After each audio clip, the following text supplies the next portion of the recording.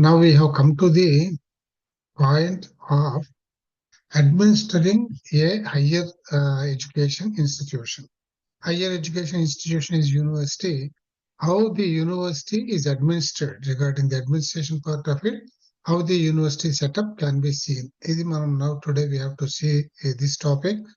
So academic administration of a university or an institution of higher education is like this. For that, the head is the leader of the university, or the head is called a chancellor. Normally, all our setups are succeeded from the British government. Ganaka Commonwealth nations, all Commonwealth nations have a similar setup generally and cheptamu. So the chancellor is the leader or the head of the university. Usually he is only a figurehead, he is a ceremonial head. And non-resident, I name university campus lo undro. He will not look into the affairs of the university day to day or at any time for that matter. He is only a ceremonial head and he does not reside. He is a non-resident as far as the university is concerned. Then who looks after the administration of the university? It is the vice chancellor. The vice chancellor is the vice of the chancellor, because normally the chancellor, as we said, is the vice president for all central universities and the governor for all the state universities. As these people cannot look into the regular routine affairs of the universities, a vice is given to them. That is called vice chancellor. In fact, this vice chancellor is the leader of the university. So to say, he is the head of the university, he is the administrator of the university for all purposes. For all things, he is considered the authoritative person of the administration of the university. He is vice chancellor. Next, dean. A university has different wings. We know there's an arts section, there can be a technology wing, there can be an engineering wing. So like that, we have the different wings in a university. Each wing, for each wing, a person, an authority called dean is employed. Called dean. He will be normally, for example, if you say Osmania University, if you say Arts College, the Arts College has different departments: English, Telugu, Humanities, etc., etc. So one of the professors, generally the senior most professor from any of these departments, is made the dean of that wing of the department. That means the Arts College. Similarly, you will have a dean for the engineering college, engineering wing. For technology wing, you will have another dean. Like this, they can appoint deans. So this dean looks after the mostly. Vice chancellor is the administrative as well as for all matters he is the head. Dean especially looks after the academic routine of the departments in his wing. That is the duty of the dean. And then the other one is academic council. Academic council means we can straight away understand from its nomenclature itself that they look after the academic curricula of the various departments in the university. It is the highest academic body of the university and is responsible for the maintenance of standards of instruction, education, and examination within the university. Understood. It has the right to advise the executive council on all academic matters. Here you understand, now this is we are talking about academic council. There's one more thing known as executive council. This executive council is the administrative body and academic council is the academic body. This is this comprises the academic heads.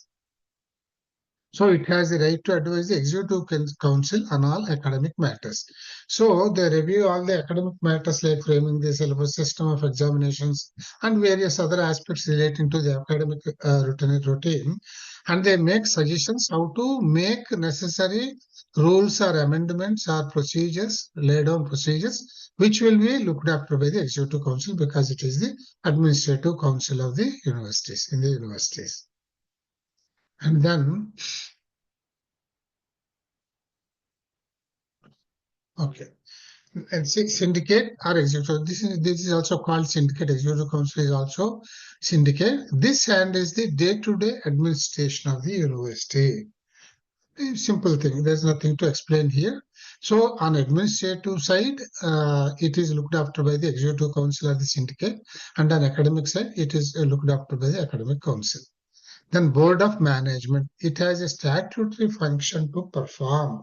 Board of Management. Board of Management, what it does is employments, etc. Certain powers, certain functions are assigned to it to be performed. That is called Board of Management, which manages the functioning of the university. Then Registrar.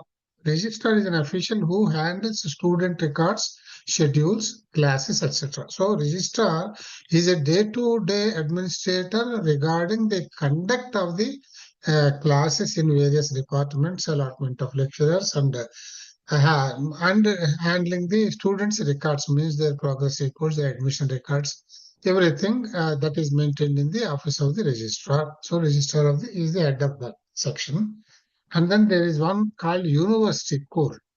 It is the supreme authority of the university and has the power to review the acts of the EC and academic council. ఎక్కడైనా కానీ ఒక judiciary, ఇవి quasi judiciary అని అంటాం ఇవి. Given such adjudication powers also.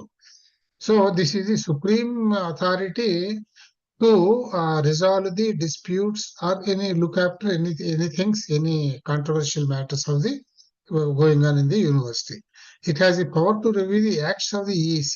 EC, we have seen, this is the Executive Council. These people frame rules based on the recommendations of the Academic Council. So this university has a jurisdiction to review on any complaints made against the acts of the EC or by themselves. They can do that. And also Academic Council, how they are performed, if that is to question or if that gives rise to any problem, that will be looked after by the and resolved by the University Court. Then Board of Studies. It provides educational leadership by developing the curriculum and awarding the record of education achievement and certificate. Board of Studies, Board of Studies, Board of Examinations, these are the things which design the curriculum and they give the conduct examinations, give the results, and also give the records of the award the records of education achievement and pass of fail degrees and also a degree or a certificate or a diploma or whatever. All these are looked after by the Board of Studies. So these are the various bodies with reference to the administration of a university: a chancellor, who is the ceremonial head; a vice chancellor, who is the regular day-to-day administrator of the university and who stays on campus in the university; dean, he is the wing head who looks after the academic curriculum, importantly; and the academic council, which looks after the academic matters; and then the Executive Council, which looks after passing necessary procedures and making necessary rules based on the recommendations of the Academic Council; and Board of Management, which has given certain powers, certain authority to manage the running of the university; and then a registrar who is related to the student, regarding admissions and the students' regards, schedules of classes, running of the institution, etc., etc. And then the University Court, which has some adjudication powers as regards the complaints or disputes or by itself regarding the administration on the acts of the Executive Council or the Academic Council. And then Board of Studies and examination, Board of Exams is a part of this. And this looks after the record of educational achievements and award of certificates, etc. So this is about the administration of a university or an institute of higher learning. And then evolution of higher education in India. So how this higher education has evolved in India at the various stages, how this has developed, where it started and how it developed. This is a historic run of the evolution of the higher education in India. So the first higher education in India, India's evolution started with Charter Act in 1813. That means by the Britishers. It is spread scientific knowledge. Ante there is, scientific means does not mean science. Scientific knowledge means a systematic learning of higher learning. This is introduced as per the Charter Act 1813. ఈ acts అని అంటాం వీటిలన్నింటినీ మనం. Act means that's a constitutional rule, constitutional act, rule passed by the force of constitution. So spread of scientific knowledge means making higher education learning in a systematic manner. Then 1817, it is establishment of Hindu College in Calcutta. I said this Hindu College is called the Presidency College. The first college established, that was in 1817 in Calcutta. This I said. So that is also called Hindu College. Same, Presidency College and Hindu College are the same. So the Hindu College name, they have first it was created as Presidency College, and they later on they called it as Hindu College only to gain the favor of the Hindus. So this is the 1817 Charter Act. So either initiation and starting evolution, the starting point of evolution of higher education, or establishment of the first college, or as per the Charter Act 1813 and 1817. The next one is Elphinstone Report. Elphinstone Report was in 1823. దీంతో we have got appointment of DAOs, teacher training recommended. So district educational officers. So the setup is evolving. In school education. We know we have district educational officers who check the appropriateness of the education being imparted at school level. So for that, this appointment of DAOs was introduced by the Elphinstone Report in 1823, and also for pulling up the educational institutions with reference to the standards of teaching, they have recommended teacher training programs also. This happened first in 1823 through Elphinstone Report. Then are called the Macaulay's Minutes on Education in 1835. మనం ఎక్కువగా abuse చేస్తాం Macaulay's education. వీళ్ళు ఎందుకంటే వాళ్ళు almost మన గురుకుల education అనే దాన్ని స్నబ్ చేసేసి ఇంగ్లీష్ ఎడ్యుకేషన్ అనేది ఇంట్రడ్యూస్ చేశాడు Macaulay.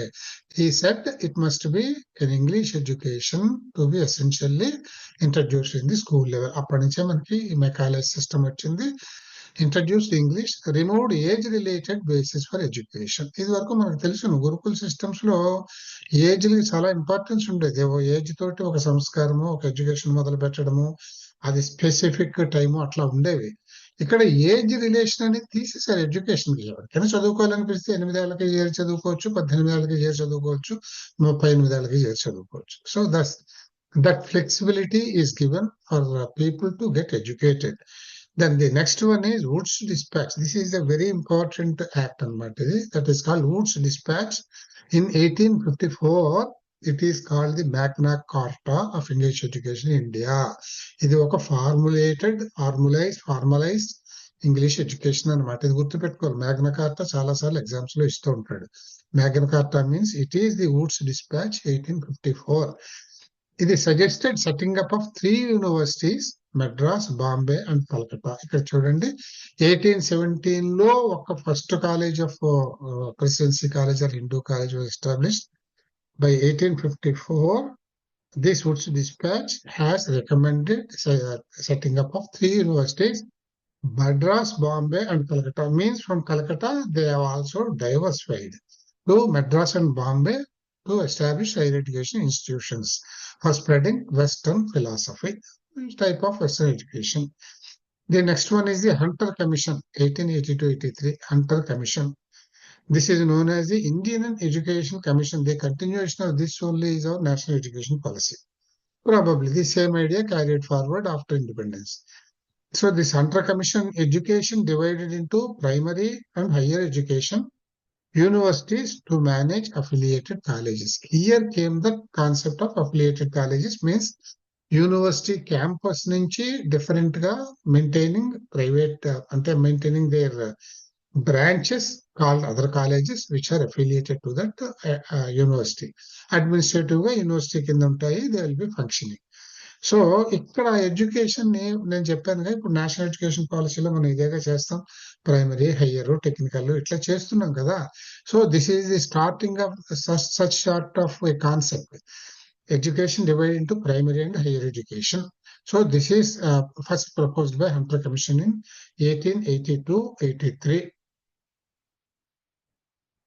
Then Universities Commission, this is in 1902. This is Lord Curzon appointed this commission with Sir Thomas Raleigh as chairman. అంటే అప్పుడు లార్డ్ కర్జన్ అంటే ఉన్నటువంటి రూలర్ ఆయన టైంలో గవర్నర్ ఉండేవాడు కదా, ఆయన టైంలో ఈ కమిషన్ యూనివర్సిటీస్ కమిషన్ అంటే to look after the functioning of university and the setup of universities etcetera. In 1902 this commission was employed and Sir Thomas Raleigh was the chairman for that, was appointed as chairman for that. This is all the history pre-independent period. So coming to post-independent period, the first committee is Dr. Radhakrishnan Committee, 1948-49, known as the University Education Commission. చెప్పానుగా పైన చూడండి ఇలాగే వస్తాయి అన్నమాట. ఇక్కడ మనం చూసాము Hunter commission is the Indian education commission. దీని వీళ్ళు హయ్యర్ ఎడ్యుకేషన్ కి సంబంధించి they called it university education commission, means higher education commission, which was headed by doctor Radhakrishnan in 1948-49. Selection procedure for teachers, number of working hours in colleges and universities for faculty. ఇక్కడ చెప్తారు because doctor Radhakrishnan was the supreme teacher by himself కదా, ఆయన the greatest teacher of all times ఆయన రాధాకృష్ణన్ గారు. సో అంటే Radhakrishnan garu because is a strong philosopher, అద్భుతమైన philosopher కనుక, well learned and read person కనుక ఆయన టీచింగ్ బేసిక్స్ చాలా బాగా తెలుస్తాయి. టీచింగ్ లో there is a lot of philosophy. Teaching అంటే సిలబస్ పట్టుకుని పాఠాలు చదివేసి వెళ్ళిపోవడం కాదు కదా. So it is shaping the future of the students, children, అది కదా. అందుకని ఆయన అది చాలా స్పెషల్ ఆయన అందులో. అందుకని ఆయన ఏం చేశారంటే ది ఎడ్యుకేషన్ లైన్ లో most important factor is teachers. Teaching బాగుండాలి కదా, వాళ్ళు ఫిలసాఫిక్ గా ఉండాలి, ఎథికల్ గా ఉండాలి, అండ్ సిన్సియర్ గా ఉండాలి, డెడికేటెడ్ గా ఉండాలి. ఇవన్నీ టీచర్స్ కావాలి. అందుకని ఆయన he stipulated A specific procedure for teachers. ఎవరిని పడితే వాళ్ళని వేసుకోవడం కాదు. స్పెసిఫిక్ ప్రొసీజర్ లో ఏముంటాయి, జనరల్ గా the aptitude will be tested of the people and the knowledge of the people coming for teachers employment will be tested. తర్వాత ఆయన he was a great concern. అప్పుడు ఏం చేసేవారంటే మొట్టమొదట్లో it is said that teachers were having a very high work load. Radhakrishnan was very much concerned about this. Teachers ని అంత heavy load చేసేస్తే efficiency of teaching పోతుంది కదా. అందుకని ఆయన ఏం చేశారంటే నంబర్ ఆఫ్ వర్కింగ్ అవర్స్ అనేటటువంటివి ఆయన స్పెసిఫై చేశారు, లిమిటెడ్, ఇంతే ఉండాలి, డోంట్ ఓవర్లోడ్ ది పీపుల్. అంటే టీచర్ స్టూడెంట్ రేషియోని పెంచడం అనేటువంటిది ఇక్కడ స్టార్ట్ అవుతుంది అన్నమాట. This is the importance of Radhakrishnan commission for and which was called University Education Commission. So next to this is, I said this is for higher education. As regards the secondary education, the commission that was employed was Dr. Mudaliar Commission in 1952-53. Dr. Mudaliar Commission. This is called the Secondary Education Commission. Secondary education అంటే మనకు తెలుసును, అప్పట్లో multipurpose schools అనేవాళ్ళమే. అంటే దాన్నే 7th form అనేవాళ్ళమే, లేకపోతే 12th class 12th class అనేవాళ్ళమే. అప్పుడు 11th వరకు secondary education లో ఉండేది, మల్టీపర్పస్ లో 12th క్లాస్ వచ్చేది, which is the present day intermediate అన్నమాట. So establishment of multipurpose schools and 3-year secondary and 4-year higher secondary system. 3-year secondary అంటే ఏమిటంటే 9th, 10th, 11th అంటే SSLC అనేవాళ్ళు, secondary school leaving course, leaving certificate అని. So SSLC అనేవాళ్ళం దాన్ని. So that is a 3-year secondary and then 4-year higher secondary system. After this 3-year అంటే SSLC తర్వాత that was what used to be called SSLC. అంటే that was the 4th, 5th and 6th forms అనేవాళ్ళం దాన్ని, SSLCని. So 6th form తర్వాత this used to be called as 7th form, or ఇది 11th class అవుతుంది ఈ 6th form అనేది కనుక. అంటే 6th, 7th, 8th, 9th, 10th, 11th అన్నమాట. అంచేత 11th తర్వాత 12th క్లాస్ ఒకటి ఇంట్రొడ్యూస్ చేశారు. So that becomes 4-year higher secondary system. అంటే ఈ 3-year సెకండరీ సిస్టమ్ అయిన తర్వాత 1 year ప్రీ యూనివర్సిటీ క్లాస్ చేసిన తర్వాత you can go to graduation subjects. ఇక్కడ ఇదైతే 4-year higher secondary system multipurpose స్కూల్లో కనుక చదివితే you can straight away get in to the university course, అంటే గ్రాడ్యుయేషన్ కోర్స్కి వెళ్ళిపోవచ్చు అనమాట. దీని తర్వాత శ్రీమతి Durgabai Deshmukh Committee in 1958. This is called the National Committee on Women Education. ఇక్కడ for promotion of the degree of literacy among women. దానికోసం కొన్ని courses devise చేయడం, కొన్ని రూల్స్ ఫార్మ్ చేయడం regarding admissions and all those things. దీన్ని national committee on women education అంటాం. This was headed by Durgabai Deshmukh, which was formed in 1958. Next one was Kothari Commission in 64-66. I said this was done by Indira Gandhi and taken forward by Rajiv Gandhi. Education National Development Report. అంటే they give patterns, they suggest patterns, and ఆ patterns మీద ఎట్లా implement అవుతున్నాయి ఏంటి అనేది కూడా periodical గా check చేస్తూ ఉంటాను అనమాట. కొఠారి కమిషన్ 64-66 ఇదే ఇంతవరకు నడుస్తున్నది అని కూడా నేను చెప్పాను. దాని తర్వాత ఇప్పుడు మళ్ళీ వచ్చింది మరి NEP national education policy 2020 first Rangan report అని అంటాం. దాని గురించి మనం డీటెయిల్ గా చదువుతాం తర్వాత. దెన్ ఇవి ఒక చిన్న points. Demographic dividend, this we have already scene. Demographic dividend అంటే ఏమిటంటే పాపులేషన్ లో వర్కింగ్ ఏజ్ గ్రూప్ లో, అంటే అంత ఓల్డ్ పీపుల్ లేదు చిల్డ్రన్ అయిపోకుండా వర్కింగ్ ఏజ్ గ్రూప్ లో ఉండే పాపులేషన్ ఎక్కువ ఉంటే naturally productivity ఎక్కువ ఉంటుంది కనుక కంట్రీలో economic growth of the nation will be good. This is what is called demographic dividend. Then age of upanayanam, మనకి ఇది మనం చదువుకున్నాం కదా సాంస్క్రిట్ లో. బ్రాహ్మణ్స్ 8 years కి, క్షత్రియాస్ 10 years, వైశ్యాస్ 12 years. క్షత్రియాస్ లో కొన్ని ఎక్సెప్షన్స్ ఉండేవి. 10 వాళ్ళకి ప్రిస్క్రైబ్ చేసినా కానీ ఒక వారియర్ ని తయారు చేయాలి, అద్భుతమైన వారియర్ ను, ఒక కింగ్ తాలూకు సక్సెసర్ ను తయారు చేయాలి అని అనుకుంటే వాళ్ళు 5 years కే మొదలు పెట్టేవారు. అది కూడా ఉండేది అనమాట, ప్రొవిజన్ ఉండేది దానికి. లేకపోతే వాళ్ళు 10 ఏళ్ళకి మొదలు పెడితే ఎందుకు పనికి వస్తారు, వాళ్ళు టైం సరిపోదు, వాళ్ళు 5 years కే మొదలు పెట్టేవారు. అంటే అది eligible child. So then now we have come to the Indian constitution. Indian constitution, this is very important. దీని మీద క్వశ్చన్స్ తప్పకుండా 2-3 క్వశ్చన్స్ ఈజీగా వచ్చేస్తాయి. ఇందులో 4 క్వశ్చన్స్ కూడా వస్తాయి. ఇండియన్ కాన్స్టిట్యూషన్ కి వాడు ఎక్కువ ఫోకస్ ఇస్తాడు ఎగ్జామినేషన్ లో. సో ఇండియన్ కాన్స్టిట్యూషన్ లో ముఖ్యంగా ఏమిటంటే ఏదైనా ఒక నేషన్, ఒక స్టేట్, ఒక కంట్రీ ఉన్నది అంటే దానికి ఆ కంట్రీకి చెందిన వాళ్ళు ఎవరు అనే పాపులేషన్ లో ఎవరు కంట్రీకి చెందిన వాళ్ళు ఎవరు, మనం నేటివ్స్ అంటాం కదా, ఆ నేటివిటీ ఎవరెవరికి ఉంటుంది అనే దాన్ని సిటిజన్షిప్ అని అంటాం మనం. ఇక్కడ ఇండియన్ కాన్స్టిట్యూషన్ లో ఉన్నది ఏమిటంటే single citizenship. Single citizenship is I'm a citizen of India అని అనొచ్చు. You cannot say I'm a citizen of Telangana, I'm a citizen of Andhra Pradesh, I'm a citizen of Tamil Nadu, ఇట్లా చెప్పడానికి వీల్లేదు. ఇక్కడ స్టేట్ సిటిజన్షిప్స్ అనేవి లేవు. కొన్ని కంట్రీస్ లో స్టేట్స్ కూడా సిటిజన్షిప్స్ ఉంటాయి, అది కూడా ఉంటుంది. కొన్ని ఎందుకంటే ఇప్పుడు ఇక్కడ పవర్స్ ఉన్నాయంటే అసలు ఒక సెంట్రల్ గవర్నమెంట్ కంట్రోల్ లేకుండా, అంటే ఫెడరల్ గవర్నమెంట్ అంటారు అమెరికా అయితే, వాళ్ళ కంట్రోల్ లేకుండా స్టేట్ వాళ్ళు అడ్మినిస్ట్రేషన్ చేసుకునే కొన్ని పాయింట్స్ ఉంటాయి. అలా ఇండియాలో ఏమి ఉండవు. ఓవరాల్ కంట్రోల్ గవర్నమెంట్ ఆఫ్ ఇండియాకు ఉంటూ డిస్ట్రిబ్యూషన్ ఆఫ్ పవర్స్ ఉంటుంది, అది స్టేట్స్ కు ఉంటుంది అనమాట. అది సరే, అది మనం చూద్దాం తర్వాత. So there is no system of state citizenship and single citizenship. అది కూడా ఇంకో అర్థం కూడా సింగిల్ సిటిజన్షిప్ ఏంటంటే ఒక ఇండియన్ సిటిజన్ ఉన్నాడు అంటే he will be eligible to hold only that single citizenship of this nation.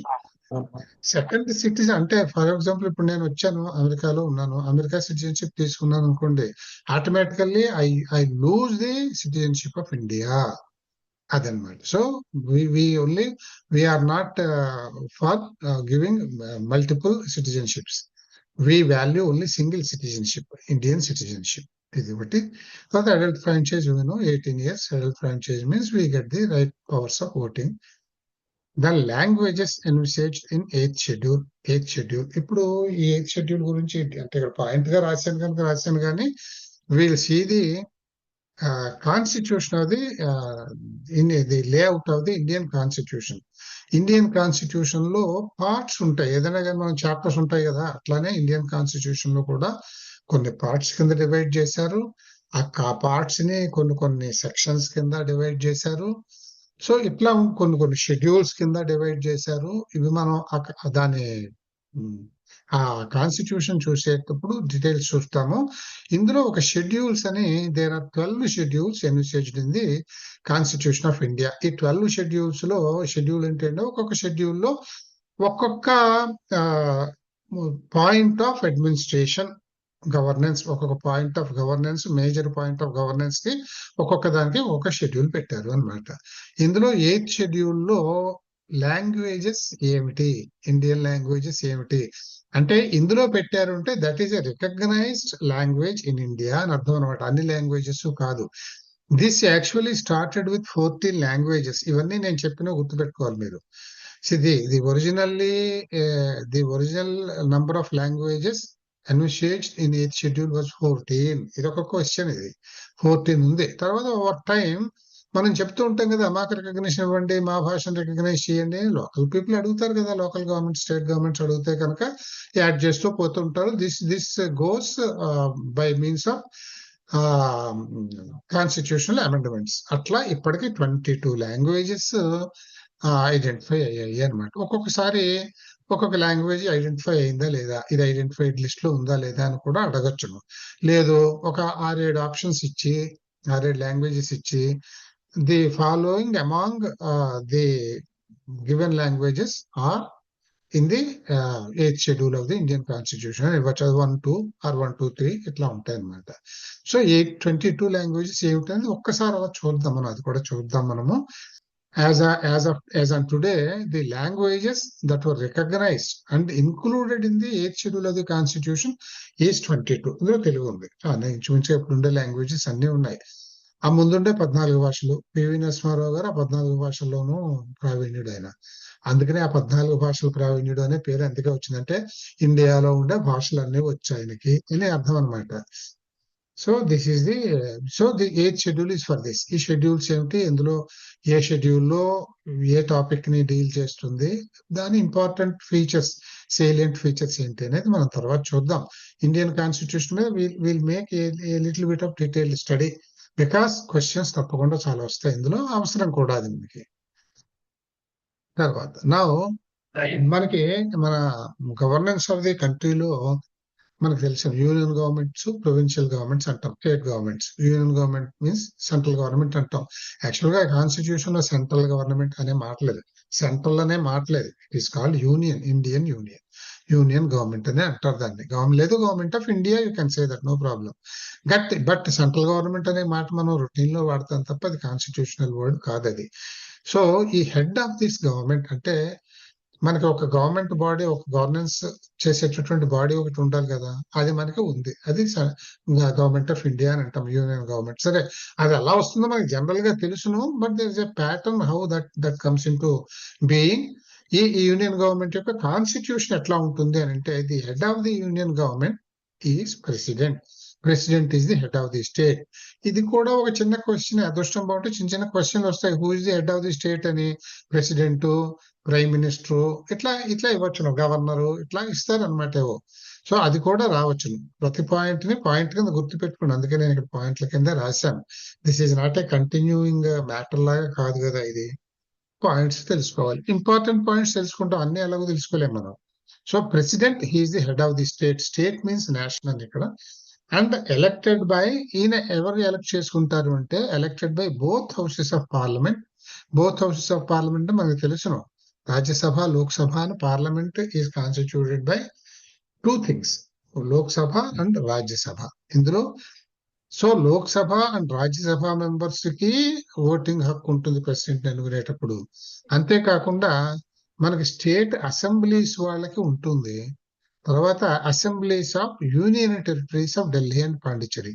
ఇక్కడ సెంట్రల్లీ అడ్మినిస్ట్రేడ్ స్టేట్స్ లో ఉండేదాన్ని యూనియన్ టెరిటరీ అని అంటాం, because that is administered centrally by government of India.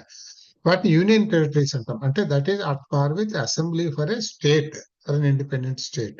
So వీటికి కూడా ఎలక్షన్ ఓటింగ్ రైట్ ఉంటుంది అన్నమాట. ఇంకా ప్రెసిడెంట్ గా అవడానికి క్వాలిఫికేషన్స్ ఏమిటి అని అంటే, he should be A citizen of India. ఎవడో ఫారినర్ వచ్చి ఇక్కడ నేను ప్రెసిడెంట్ కి కంటెస్ట్ చేస్తానంటే కుదరదు. His minimum age 35 years. 35 years is the prescribed minimum age to contest for the office of the President of India. The term of office is 5 years. మనకి term of office can be renewed. మనకి అమెరికాలో లాగా, లేదా అమెరికాలో అంటే 2 terms మాత్రమే president of అమెరికాగా ఉండొచ్చును అని ఉంటుంది. మనకు అట్లా ఏం లేదు, ఎన్నిసార్లైనా ఉండొచ్చు, ఉండకూడదని ఏం లేదు. So term of office is 5 years. So impeachment can be initiated in any house. Any house means, I said parliament consists of 2 houses. Legislative parliament అంటే parliament and Rajya Sabha, Lok Sabha and Rajya Sabha. ఈ లోక్సభ అండ్ రాజ్యసభలో ఏ సభలోనైనా కానీ the proposal for impeachment of president can be initiated, can be raised. ఆ race చేయడానికి మీ requirement ఏమిటంటే, ఆ house లో ఉండే వాళ్ళలో 25% ఆఫ్ ది మెంబర్స్ సపోర్ట్ చేయాలి దాన్ని. ఆ ఇంపీచ్మెంట్ ప్రొసీడింగ్స్ ని ఇనిషియేట్ చేయడానికి 1/4 of that strength of that house should propose it. వాళ్ళు యాక్సెప్ట్ చేయాలి. అంతేగాని ఒక ఇద్దరు నేను పెట్టేస్తున్నాను అంటే కుదరదు అట్లా. And they give notice of 14 days to the president. So అది ఆ ఇంపీచ్మెంట్ ప్రొసీడింగ్స్ సపోర్టెడ్ బై 1/4 తయారైన తర్వాత they give a notice to the president of India, giving a time of 14 days. ఎందుకంటే ప్రతి వాడికి ఒక ఛాన్స్ ఇస్తారు కదా to give defence from his side. So దానికి 14 days నోటీస్ ఇస్తారు. And there is a procedure, the president can give his answers and all those things. తర్వాత ఇంకా పాస్ ఎలా అవుతుంది, దిస్ ఈజ్ ఇనిషియేషన్, మొదలు ప్రొసీడింగ్ పెట్టడానికి. పాస్ చేయడం ఎలాగా, 1/4 పాస్ చేస్తే ప్రెసిడెంట్ మార్పుడు కదా. దీనికి impeachment has to be passed by 2/3 of majority, 2/3 majority of the initiating house. అది లోక్సభలోనా రాజ్యసభలోనా ఎక్కడైతే అది రేజ్ అయిందో అక్కడ 2/3 of the house members they must sign in favour of impeachment of the president. అప్పుడే అది బిల్లు పాస్ అవుతుంది అన్నమాట. Other house investigates and takes a decision. ఇది ఒక హౌస్ లో ఇనిషియేట్ అయ్యి ప్రెసిడెంట్ కి నోటీస్ ఇచ్చిన తర్వాత, ఆయన డిఫెన్స్ అయిన తర్వాత, if they still want to go further with the impeachment proceedings, then that has to be passed. For passing it, 2/3 of the members of that particular house where it was initiated has to approve that. దాన్ని వాళ్ళు approve చేయాలి. ఆ చేసిన తరువాత అక్కడితో అయిపోతుంది. That will be referred to the other house. అంటే రాజ్యసభలో ఇనిషియేట్ చేస్తే లోక్సభకి, లోక్సభలో ఇనిషియేట్ చేస్తే రాజ్యసభకి దాన్ని పంపిస్తారు. వాళ్ళు ఇన్వెస్టిగేట్ చేస్తారు, is it justified or not అని మళ్ళీ మొత్తం రికార్డ్ చూస్తారు. వాళ్ళు ఇచ్చిన నోటీసు, వాళ్ళ points for impeachment and the defence given by the president అన్ని చూసి they take a decision and they may recommend, they may accept for the impeachment of the president. That is how it goes. తర్వాత ఇంకా president ఉండేటటువంటి కొన్ని powers ఏమిటి అని అంటే, ఇవన్నీ కూడా క్వశ్చన్స్ కి ఇంపార్టెంట్ అండి. President can nominate 12 members to Rajya Sabha and 2 Anglo Indians to Lok Sabha. ఈ ఆంగ్లో ఇండియన్స్ ని పెట్టడం అనేది ఏమిటంటే, మనకి ఇంగ్లీష్ వాళ్ళు ఇండిపెండెన్స్ ఇచ్చినప్పుడు ఒక అండర్స్టాండింగ్ అది. ఇందులో ఈ total number of people members ఎంతమంది ఉంటారు లోక్సభలో గానీ రాజ్యసభలో గానీ మనకు తెలుసును. అవి స్టేట్ వైజ్ అవి డిస్ట్రిబ్యూట్ చేస్తారు. ఈ డిస్ట్రిబ్యూషన్ ఎలా జరుగుతుంటే, ఎంతమంది మెంబర్స్ ఆఫ్ పార్లమెంట్ ఆర్ ఎంతమంది members of legislative assembly in which state, or ఎంతమంది members of legislative council in which state, or how many members to the Rajya Sabha representation to the Rajya Sabha from each state. ఇవన్నీ కూడా depending upon the pro rata distribution అని అంటాం మనం. Depending upon the population of that particular state they give that అనమాట. అలాగే ఎన్ని కాన్స్టిట్యూయెన్సీస్ అనేది, అంటే ఎన్ని అసెంబ్లీ కాన్స్టిట్యూయెన్స్, పార్లమెంటరీ కాన్స్టిట్యూయెన్స్, ఇవన్నీ కూడా that all depends upon the yardsticks laid down with reference to the population of that particular state. దాని ప్రకారం చేస్తారు. ఇందులో కొన్ని రిజర్వేషన్స్ ఉన్నాయి. Great people and meritorious people ని who are necessary and who are not probably inclined to go for a public election, అటువంటి వాళ్ళని చేస్తారు. ఈ ప్రెసిడెంట్ కెన్ నామినేట్ 12 members అంటే ఆయన డిస్కషన్ ఎప్పుడో ఉన్నప్పటికీ normally this happens with the recommendation of the పార్లమెంటే ఉంటుంది జనరల్ గా. President can nominate 12 members to Rajya Sabha. ఇది పెద్దల సభ అని అంటాం. అందుకే మనకి మీకు తెలిసిన అప్పర్ హౌస్ అని అంటాం. Intelligentsia where intelligentsia is needed. Lok Sabha అనేది పీపుల్ సెలెక్టెడ్ పీపుల్ కనుక we cannot say on their calibre. వాళ్ళు పాపులారిటీ మీద రావచ్చును, లేదు అడ్మినిస్ట్రేటివ్ కెపాసిటీస్ మీద రావచ్చు, కానీ ఇంటలెక్చువల్ క్వశ్చన్ ఎంత ఉంటుంది అనేది మనం చెప్పలేము వాళ్ళకి. వీళ్ళందరూ ఇంటలెక్చువల్ కోషెంట్ ఐక్యూ ఎక్కువగా ఉండేవాళ్ళని వీళ్ళు ఇక్కడ చేస్తారు. ఎందుకంటే whichever bill is passed in Lok Sabha has to go for a review by the Rajya Sabha essentially. రాజ్యసభలో కూడా అది అప్రూవ్ అయితే తప్ప బిల్లు పాస్ కాదు. అందుకని ఇక్కడ ఇంటలెక్చువల్స్ ని పెడతారు. ఇందులో in the Rajya Sabha members 12 can be nominated by the president. And లోక్సభలో ఒక 2 ఆంగ్లో ఇండియన్స్ ని ఆయన నామినేట్ చేస్తాడు. తర్వాత president has 4 types of veto powers. Veto powers అని అంటాం మనం. వీటో అని అంటే ఇంక వాళ్ళ ఫైనల్ అథారిటీ. ఈ ఫైనల్ అథారిటీ యాక్చువల్గా మన ప్రెసిడెంట్ పెద్దగా వాడుకోరు. వాడుకునే అథారిటీ ఉండదు మన ప్రెసిడెంట్. ఉంటాయి కానీ అంత వాడుకునే అథారిటీ ఉండదు. అమెరికన్ ప్రెసిడెంట్స్ కి చాలా ఎక్కువ ఉంటుంది అది. ఎందుకంటే డెమోక్రసీలో కూడా America is a democratic country and India is a democratic country for example. కానీ ఈ డెమోక్రసీలో తేడా ఉంది. These are 2 different types of democracies. Indian democracy is called the parliamentary democracy. మన దగ్గర parliament is supreme, not the president. President కి full powers ఏ ఉండవు. Parliament is the supreme authority. అలాగే అమెరికాకి వచ్చామనుకోండి, this is called the presidential democracy. Presidential democracy అంటే ఇక్కడ ప్రెసిడెంట్ ఈజ్ సుప్రీం, అందుకనే ఆయన కింగ్ లాగా వెలిగిపోతూ ఉంటాడు. ఇక్కడ పార్లమెంట్ ఉంటుంది, but subject to certain conditions and procedures. మన దగ్గర ఉన్నట్టే ఇక్కడ కూడా ఇంపీచ్మెంట్ లో గట్రా అన్ని ఉంటాయి కానీ, బట్ ఇక్కడ supreme leader is directly the president. మన దగ్గర కాదు, మన దగ్గర పార్లమెంట్. సో మన parliamentary democracy. Other countries, some countries are the presidential democracy అంటాం. America is one of such. President ఈ 4 వీటో టైప్స్ ప్రెసిడెంట్ ఉండేవి ఏమిటంటే, ఒకటి అబ్సల్యూట్ వీటో అని అంటారు దీన్ని. అబ్సల్యూట్ వీటో అంటే bill passed by parliament will be with held.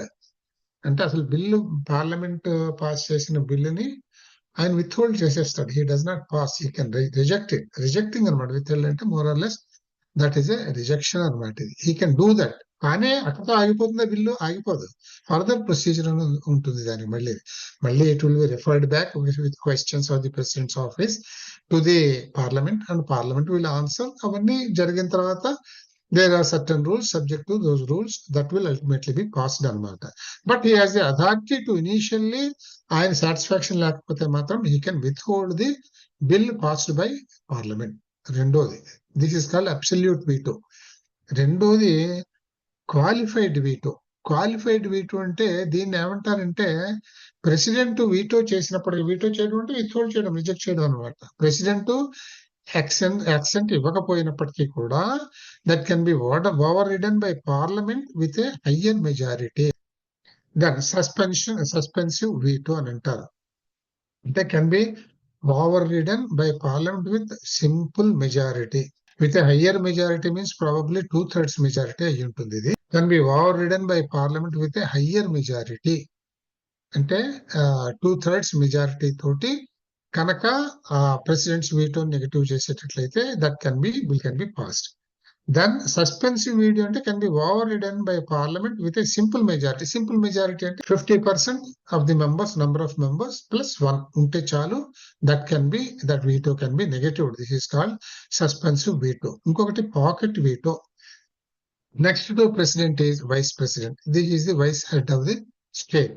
ఇది కూడా same, should be citizen of India and 35 years of age. This is the same as to the president. Term of office is also 5 years even for president or vice president. Impeachment should be moved in Rajya Sabha with majority. సాధారణంగా vice ప్రెసిడెంటే మనకి ఒక speaker అని లోక్సభకి ఉంటాడు. లోక్సభకి speaker అని ఉంటాడు. Ruling party వాళ్ళు అంటే parliament members ఎన్నుకుంటారు. అయితే ఇక్కడ ఏమవుతుందంటే రాజ్యసభలోకి వచ్చేటప్పటికి ఈ vice president acts as the chairman of Rajya Sabha. Vice president will be the chairman of Rajya Sabha. ఇది ఒకటి గుర్తుపెట్టుకోవాలి. వీళ్ళకి టర్మ్ ఆఫ్ ఆఫీస్ 5 years ఉంటుంది. తర్వాత ఈయన కూడా తీసేయాలంటే, వైస్ ప్రెసిడెంట్ తీసేయాలంటే లైక్ ప్రెసిడెంట్ ఇంపీచ్మెంట్ ఉంటుంది.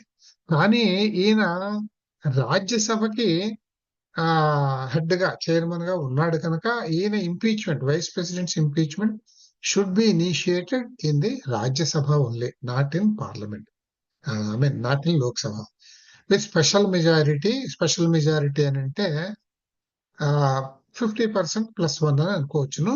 With 14 days notice to be agree. ఇప్పుడు వీళ్ళు ఇలా చేసి ఈ 50% +1 మెంబర్స్ ప్రపోజ్ చేసిన తర్వాత, ఇంపీచ్మెంట్ ప్రొసీడింగ్స్ మూవ్ చేసిన తర్వాత, they have to refer it to Lok Sabha and then Lok Sabha has to agree.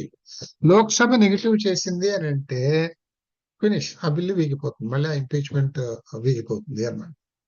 This is the status of the vice president. ఇక్కడ టర్మ్ ఆఫ్ 5 years అంటే మీరు ఒకటి గుర్తుపెట్టుకోవాలి. There are posts in the governance, of which some are called retirement posts and tenure, some are called tenure posts, and some posts have retirement age. ఇది మీరు కొంచెం difference గుర్తుపెట్టుకోండి. నేను ఇంకొంచెం డీటెయిల్ గా దీని గురించి చెప్తాను. కానీ మరి president or vice president minimum age limit ఉందా, కానీ మాక్సిమం ఏజ్ లిమిట్ లేదండి. 90 ఏళ్ళ ఆయన కూడా పెట్టుకోవచ్చు. ఉండవు 5 ఏళ్ళు ఆయన ఉండొచ్చును, అంతేగాని ఇన్నేళ్ళు రాగానే రిటైర్ అయిపోవాలి అనేది ఉండదు అనమాట. That is very important. అది ఇంపార్టెంట్ థింగ్. అంటే ఇంకా అదర్ కాన్స్టిట్యూషనల్ పోస్ట్ ఉంటాయి. కాన్స్టిట్యూషనల్ పోస్ట్ ప్రెసిడెంట్ అయిపోయిన తర్వాత దాని కింద ఏమొస్తుంది అనమాట, chief justice of supreme court అని వస్తుంది, తర్వాత controller and director general of India అని వస్తుంది. ఇట్లా ఇవన్నీ కాన్స్టిట్యూషనల్ పోస్ట్ ఉంటాయి. ఇవన్నీ కూడా టర్మ్ పోస్ట్ ఉంటాయి. టెన్యూర్ పోస్ట్ అంటాం వాళ్ళకి, ఎందుకంటే వాళ్ళకు రిటైర్మెంట్ ఏజ్ ఉంటుంది.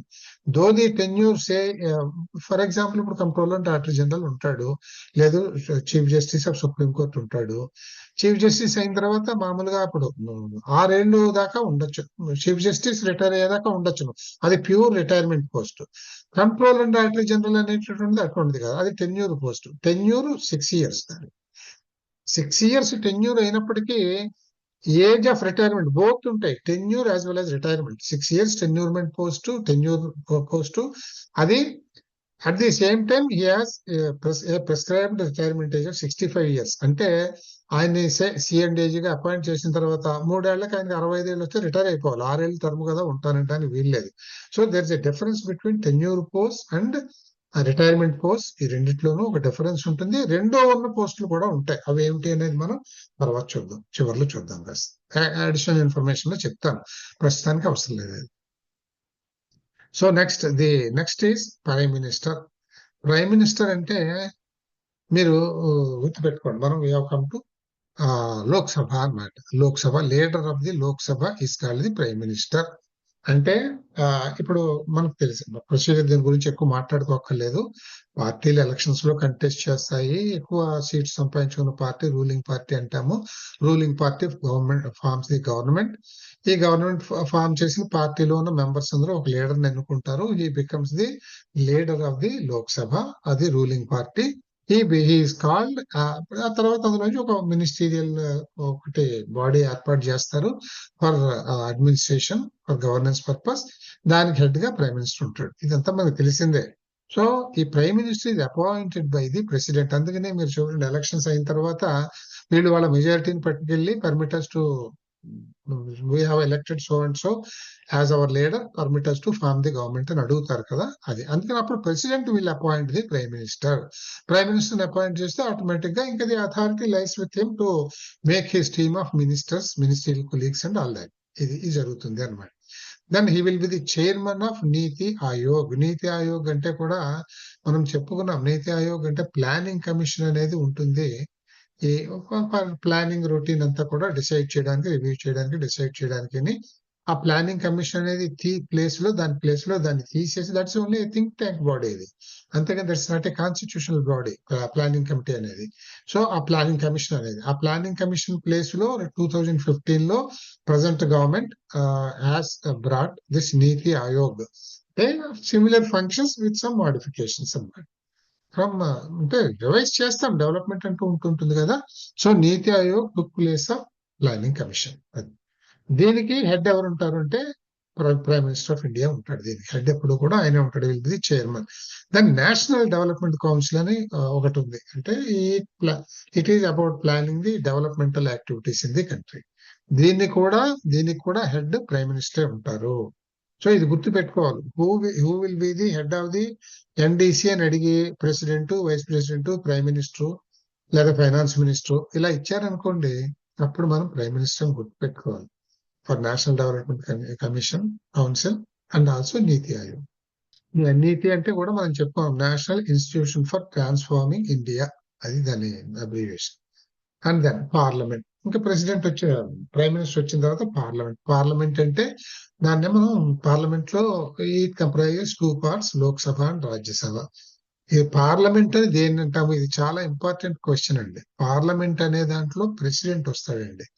President is also part of parliament. Parliament లో ఏముంటాయంటే లోక్సభ, రాజ్యసభ అని అంటే తప్పు. ప్రెసిడెంట్, లోక్సభ అండ్ రాజ్యసభ, ఈ క్వశ్చన్ చాలాసార్లు వచ్చింది ఎగ్జామినేషన్స్ లో. So parliament comprises of Lok Sabha and Rajya Sabha, president, Lok Sabha and Rajya Sabha, తర్వాత prime minister, Lok Sabha and Rajya Sabha, president and prime minister only, ఇట్లా ఇస్తారనమాట. అందులో మనం గుర్తుపెట్టుకోవాలి. నార్మల్ గా మనం గబుక్కుని అర్థం చేసుకునేది పార్లమెంట్ అనగానే లోక్సభ అండ్ రాజ్యసభ అనుకుంటాం. కాదు, it includes president also. Lok Sabha, ఇప్పుడు లోక్సభలో ఉండేటటువంటి మాక్సిమం నంబర్స్ ని 552 మెంబర్స్ ఉన్నారు మనకి. ఇందులో డిస్ట్రిబ్యూషన్ ఎలా ఉంది అని అంటే 530 ఆర్ స్టేట్ రిప్రజెంటేటివ్స్.